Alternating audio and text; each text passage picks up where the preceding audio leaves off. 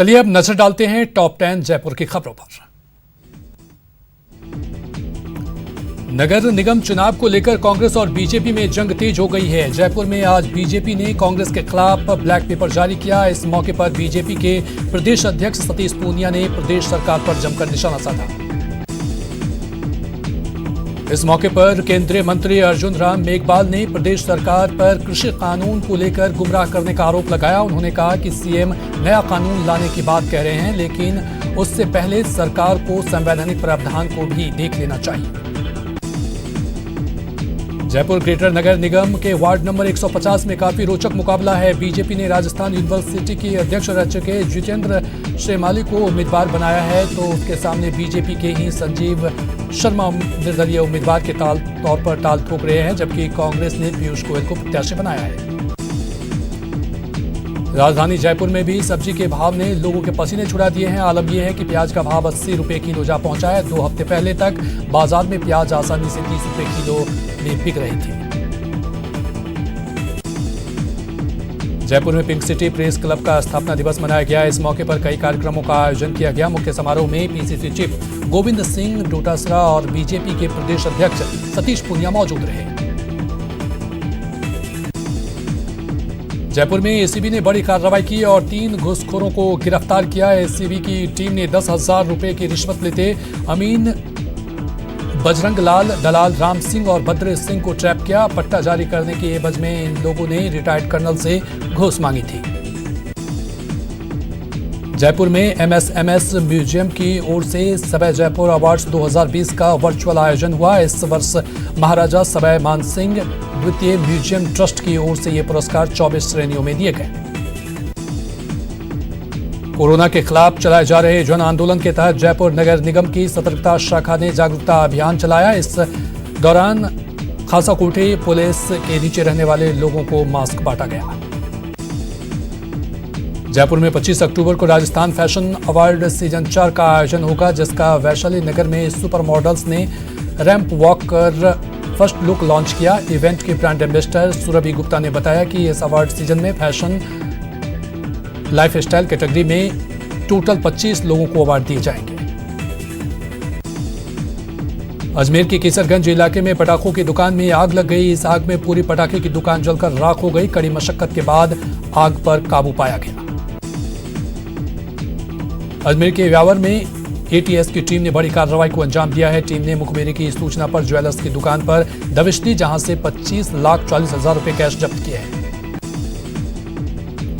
पुष्कर में अज्ञात वाहन की चपेट में आने से बाइक सवार की मौत हो गई। यह हादसा गणेश मंदिर रोड पर हुआ, जहां शनि नायक नामक बाइक सवार को किसी वाहन ने टक्कर मार दी, जिससे उसकी मौके पर ही मौत हो गई। अजमेर के पाल विजया इलाके में एक बेकाबू ट्रैक्टर घर की दीवार से जा टकराया। घटना के वक्त घर में बुजुर्ग दंपति सो रहे थे। गनीमत ये रही कि उन दोनों को कोई चोट नहीं आई। हादसे के बाद ट्रैक्टर चालक वहां से फरार हो गया। त्योहारों को देखते हुए राज्य सरकार ने मिलावट करने वालों के खिलाफ कड़ी कार्रवाई करने के निर्देश दिए हैं। अजमेर जिला कलेक्टर ने बताया कि मिलावट करने वालों के खिलाफ शुद्ध के लिए युद्ध अभियान के तहत 7 टीमें बनाई गई हैं। अजमेर में बिजली कर्मचारियों ने बिजली निगम के निजीकरण के विरोध में प्रदर्शन किया। कर्मचारियों ने कहा कि बिजली निगम का निजीकरण कर्मचारियों के हितों पर कुठाराघात है। अजमेर में पैंथर के आतंक पर काबू पाया गया है। वन विभाग की टीम ने पैंथर को पकड़ने में सफलता हासिल की है। पैंथर ने लंबे समय से इलाके में कहर बरपा रखा था। प्याज के बढ़ते दामों ने एक बार फिर आम लोगों की आंखों में आंसू ला दिया है। महाराष्ट्र में तेज बारिश के चलते प्रदेश में प्याज 70 से 100 रुपए किलो तक बिक रहा है।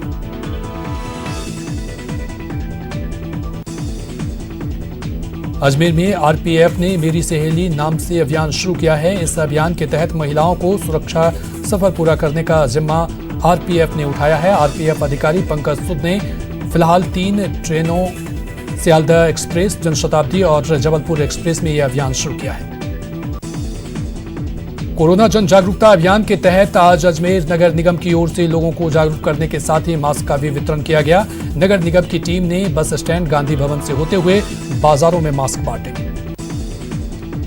कोटा में घर के दरवाजे और वाहनों में तोड़फोड़ कर हत्या की धमकी देने वाले के मामले में पुलिस ने कार्रवाई की है और 3 आरोपियों को गिरफ्तार किया है। साथ ही वारदात में इस्तेमाल की गई बाइक को भी पुलिस ने जब्त किया। दिल्ली से गिरफ्तार एडीजी रैंक के अधिकारियों को एसीबी ने कोर्ट में पेश किया। कोर्ट ने आरोपी को जेल भेजने का आदेश दिया।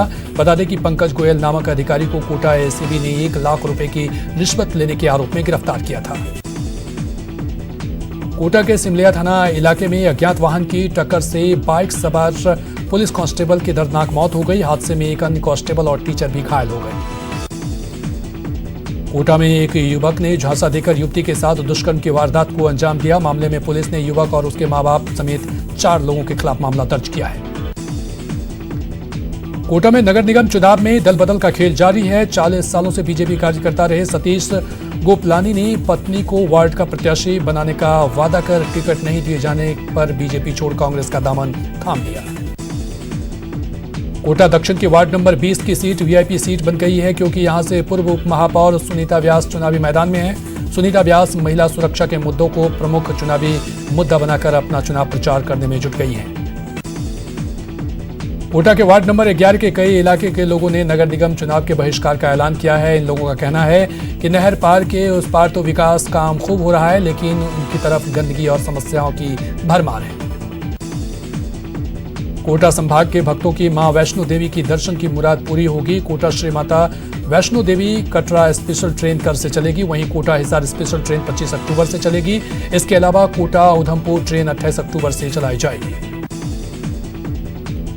कोटा के मुकुंदरा टाइगर रिजर्व में बाघों की खाद्य श्रृंखला के प्रबंधन के रूप में यहां पर शाकाहारी वन्य जीवों को लगाया जाएगा। संभार काले हिरन को यहां लाने का प्लान वन विभाग ने तैयार किया है।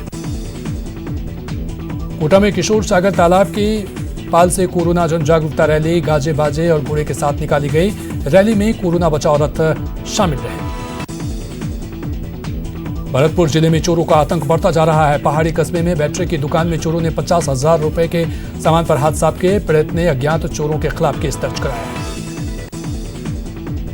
भरतपुर के वैर में गाय से बचने की कोशिश में 8 साल का लड़का कुएं में गिर गया, जिससे उसकी मौत हो गई। एसडीआरएफ की टीम ने 8 घंटे की मशक्कत के बाद बच्चे का शव कुएं से निकाला। भरतपुर में जमीन विवाद को लेकर 2 पक्षों में जमकर मारपीट हुई। मारपीट में एक महिला गंभीर रूप से घायल हो गई, जिन्हें इलाज के लिए रेफरल अस्पताल में भर्ती कराया गया। भरतपुर में सरसों का भाव लगातार रिकॉर्ड तोड़ रहा है। सरसों मंडी में सरसों का भाव 5,500 रुपए प्रति क्विंटल के पार पहुंच गया है। सरसों के भाव में तेजी होने की वजह से बिकवाली कम हो रही है। भरतपुर के डिग में मुख्यमंत्री निःशुल्क जांच योजना के नोडल अधिकारी डॉक्टर मनोज ठाकुरिया ने सीएससी और पीएससी का निरीक्षण किया और व्यवस्थाओं की जानकारी दी। भरतपुर में कोरोना का आंकड़ा 5,500 को पार कर गया है। इसके बाद भी लोग कोरोना गाइडलाइंस की अनदेखी कर रहे हैं। राज्य मंत्री भजन लाल जाटव ने भरतपुर के वैर में कई योजनाओं का शिलान्यास और उद्घाटन किया। इस मौके पर मंत्री का जोरदार स्वागत किया गया। भरतपुर के बयाना रुदावल रोड पर पुल निर्माण के कारण आए दिन हादसे हो रहे हैं। करीब 3 सालों से पुल निर्माण कार्य प्रगति पर है, लेकिन अभी तक कार्य अधूरा है।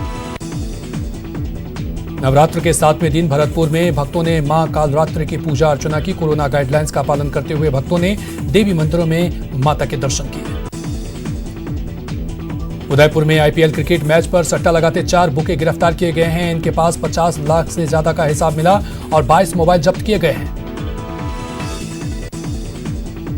उदयपुर के हवाला गांव से लापता शख्स का शव मिलने के बाद परिजनों ने हत्या की आशंका जताई है। बता दें कि स्वरूप सिंह नाम का शख्स 18 अक्टूबर से अपने घर से गायब था, जिसका शव गुरुवार को पेड़ से लटका मिला। उदयपुर में भी प्याज के दामों में भारी बढ़ोतरी देखी गई है। पिछले 1 महीने में प्याज के दाम करीब 40 से 50 रुपए किलो तक बढ़ गई है। उदयपुर के प्रताप गौरव केंद्र को एक बार फिर पर्यटकों के लिए खोलने की तैयारी है। लॉकडाउन के बाद 24 अक्टूबर को प्रताप गौरव केंद्र पर्यटकों के लिए खोला जाएगा। उदयपुर में पर्यटकों की आवाजाही शुरू हो चुकी है। हालांकि हर साल की तरह पर्यटकों की भारी भीड़ नहीं है, लेकिन अनलॉक के बाद पहली बार ही पर्यटकों की आवाजाही देखी जा रही है, जिससे पर्यटन व्यवसाय से जुड़े लोगों को भी अब राहत मिल रही है। बीजेपी के प्रदेश अध्यक्ष सतीश पूनिया ने जन्मदिन के मौके पर उदयपुर में बीजेपी कार्यकर्ताओं ने पशु पक्षियों को भोजन करवाया। प्रदेश बीजेपी महिला मोर्चा की अध्यक्ष डॉक्टर अलका मुद्रा ने पार्टी कार्यकर्ताओं के साथ दूधलाई पर बंदरों को भोजन कराया, तो पिछौला झील में मछलियों को भी दाना डाला। उदयपुर की फतेह सागर झील पर कोरोना जागरूकता रैली निकाली गई। उदयपुर स्मार्ट सिटी नागरिकता सुरक्षा और आपदा प्रबंधन ने इस रैली का आयोजन किया। रैली में करीब 80 साइकिलिस्ट शामिल हुए। उदयपुर नगर निगम में कोरोना जागरूकता के लिए बड़े स्तर पर प्रयास शुरू किए गए हैं। राज्य सरकार के निर्देश पर तैयार किए गए प्लान में अब नगर निगम के सफाई कर्मचारी हर बुधवार और रविवार को वार्ड बार रैली निकालकर आमजन को जागरूक करेंगे। उदयपुर नगर निगम को अब तक 85,000 मास्क प्राप्त हो चुके हैं। निगम ने राज्य सरकार के निर्देश पर शहर में मास्क वितरण कार्यक्रम शुरू किया था, जो पहले ही चरण में काफी सफल रहा। नो मास्क नो एंट्री कार्यक्रम के तहत उदयपुर जिले के झालौर के एक निजी महाविद्यालय में भी छात्रों ने मास्क पहने और फिजिकल डिस्टेंस मेंटेन करने की शपथ ली। बीकानेर में बढ़ती घटनाओं को लेकर जनसंघर्ष समिति ने आईजी को ज्ञापन सौंपा। सुरेंद्र सिंह शेखावत के मुताबिक बीकानेर में अपराधियों का हौसला बुलंद होता जा रहा है, लेकिन पुलिस पस्त नजर आ रही है। बीकानेर के खाजूवाला में सिंचाई के लिए पानी की मांग को लेकर भारतीय किसान संघ ने उपखंड कार्यालय पर धरना प्रदर्शन दिया। किसानों ने सीएम के नाम ज्ञापन भी सौंपा। बीकानेर रेंज प्रभारी एडीजी हेमंत प्रियदर्शी ने बीकानेर के पुलिस कंट्रोल रूम में अधिकारियों के साथ बैठक की, जिन्होंने रेंज में बढ़ते अपराधों की समीक्षा करते हुए अधिकारियों को अवैध हथियार पर विशेष कार्रवाई के निर्देश दिए। बीकानेर में भी सब्जियों के भाव आसमान छू रहे हैं। यहां आलू 40 से 50 रुपए बिक रहा है, तो प्याज का भाव 80 रुपए किलो को पार हो चुका है। बीकानेर में पीबीएम अस्पताल में फैली अव्यवस्थाओं की शिकायत के बाद शिवांगी स्वर्णकार के नेतृत्व में 3 सदस्यीय टीम ने अस्पताल का निरीक्षण किया। टीम अपनी रिपोर्ट राज्य सरकार को सौंपेगी। बीकानेर दौरे पर आए केंद्रीय कोरोना दल के प्रभारी राजीव सिंह ठाकुर ने कलेक्ट्रेट सभागार में अधिकारियों के साथ कोरोना की समीक्षा बैठक की। उन्होंने कहा, कोरोना के खिलाफ जंग में संसाधनों की कोई कमी नहीं है। बीकानेर में कोरोना पॉजिटिव मरीजों की संख्या में इजाफा होने के बाद स्वास्थ्य विभाग मुस्तैद नजर आ रहा है। विभाग ने रेलवे स्टेशन के पास आयुर्वेदिक दवाइयों का वितरण किया। बीकानेर के देशनोक में भक्तों की आस्था की देवी मां करणी का प्रगट दिवस है। इस मौके पर श्रद्धालुओं में काफी उत्साह है। मां अश्विन शुक्ल सप्तमी को प्रकट हुई थी। इस महापर्व पर आज पारंपरिक शोभा यात्रा निकाली गई।